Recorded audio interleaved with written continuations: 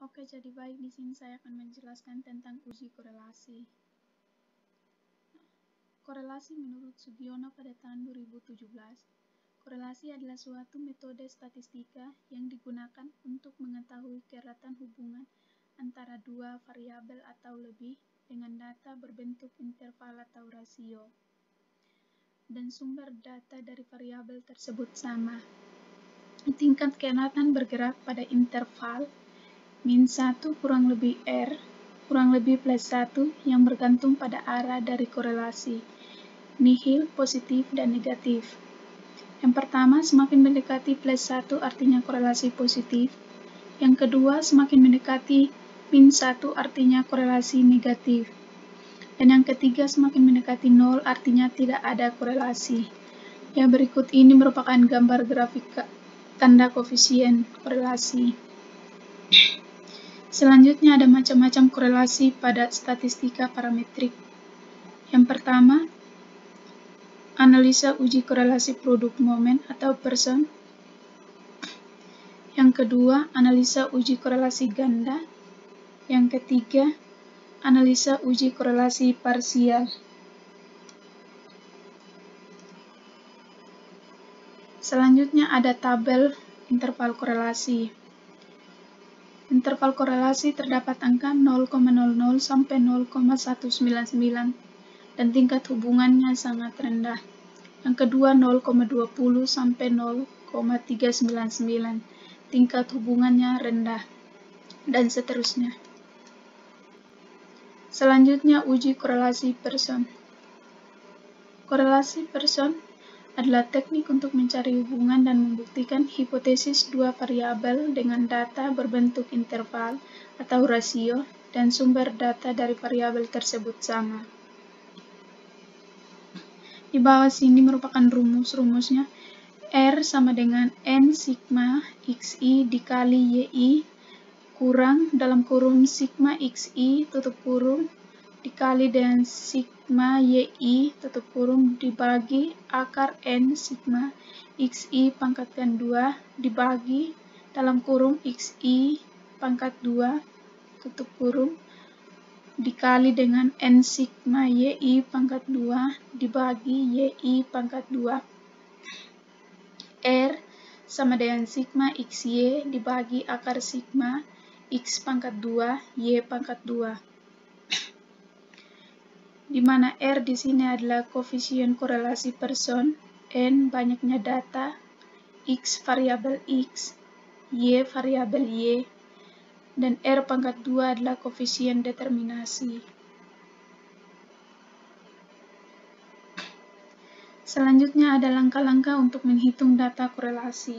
Yang pertama itu kita menentukan hipotesis data yang diuji, yaitu hipotesis uji dua pihak HO dibagi P sama dengan 0, H1 dibagi dengan P tidak sama dengan 0. Yang kedua, kita menentukan persen kesalahan atau alfa yang terdiri dari 1%, 2%, 5%, dan 10%, dan seterusnya.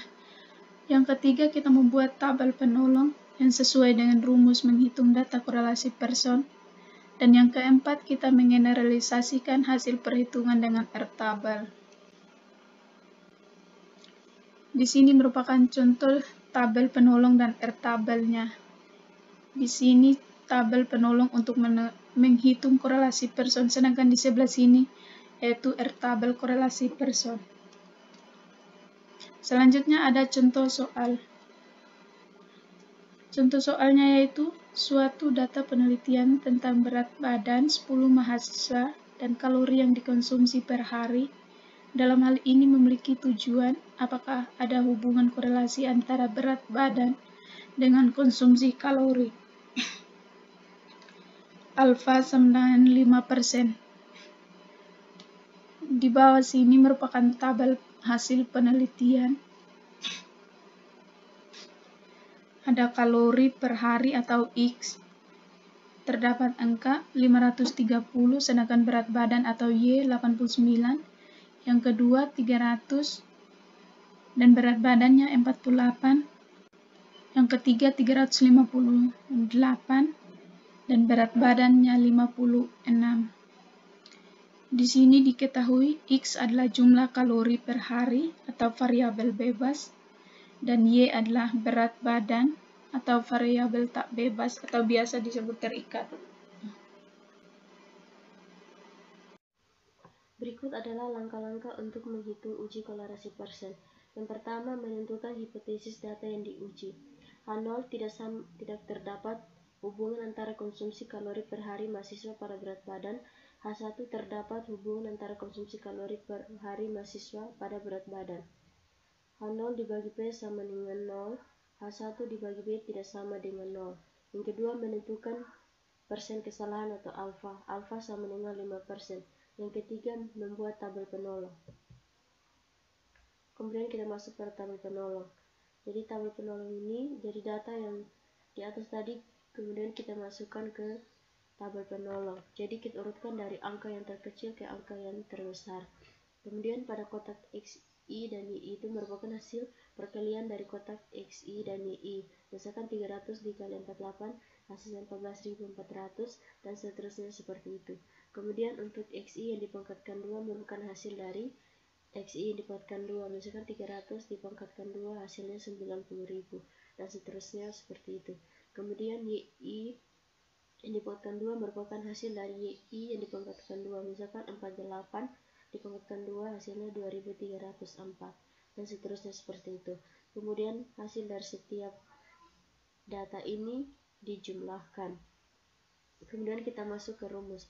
R sama dengan N sigma XI dikali YI dikurangi sigma XI dikali sigma YI dibagi akar N sigma XI dipangkatkan 2 dikurangi XI dipangkatkan 2 dikali N sigma YI dipangkatkan 2 dikurangi YI dipangkatkan 2. Kemudian kita masukkan ke dalam rumus dari data tersebut. R sama dengan 10 dikali 279294 dikurangi 4141 dikali 643 dibagi akar 10 dikali 1802235 dikurangi 4141 yang dipangkatkan 2 dikali 10 43495 dikurangi 643 yang dipangkatkan 2. Kemudian ketemulah hasilnya 0,95.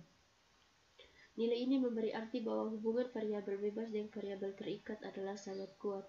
Jadi, berat badan memang sangat dipengaruhi oleh konsumsi jumlah kalori. Kesimpulan pada nilai alfa sama dengan 5%. Terhitung lebih besar R tabel. Pada R tabel didapatkan hasil 0,632. A0 ditolak karena R hitung lebih besar dari R tabel. Berikut di sebelah kanan adalah R tabel kolerasi persen. Jadi karena alfanya 5%, kita tarik panah dari angka 5% ke bawah. Kemudian karena datanya 10, kita tarik anak panah dari sebelah kiri ke angka 10. Ketemulah hasilnya 0,632. Pengujian signifikansi koefisien kolerasi juga dapat dihitung dengan menggunakan uji T. Rumusnya adalah menurut Sugiono 2017, T sama dengan R akar N dikurangi 2 dibagi akar 1 dikurangi R dipangkatkan 2. Untuk contoh soal di atas, T sama dengan 0,95 akar 10 dikurangi 2 dibagi akar 1 dikurangi 0,92 dipangkatkan 2, hasilnya 8,6053. Untuk kesalahan alfa sama dengan 5%.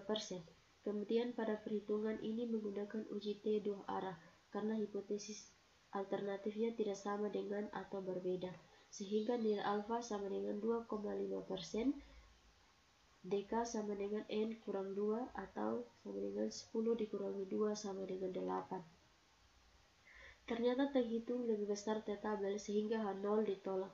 Hal ini berarti terdapat hubungan yang positif dan nilai koefisien kolerasi antara berat badan mahasiswa dengan konsumsi kalori per hari.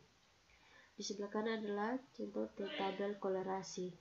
Jadi karena ini kita menggunakan uji T dua arah, jadi kita tarik anak panah dari 0,025 terus ke bawah.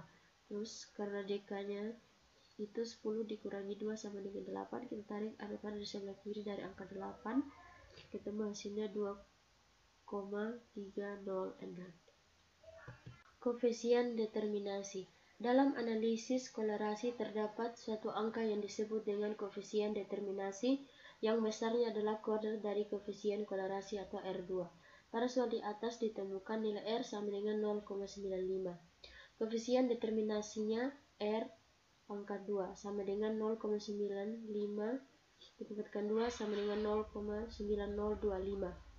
Hal ini berarti berat badan rata-rata mahasiswa 90% ditentukan oleh banyaknya kadar konsumsi kalori per hari, sisanya 10% ditentukan oleh faktor lain.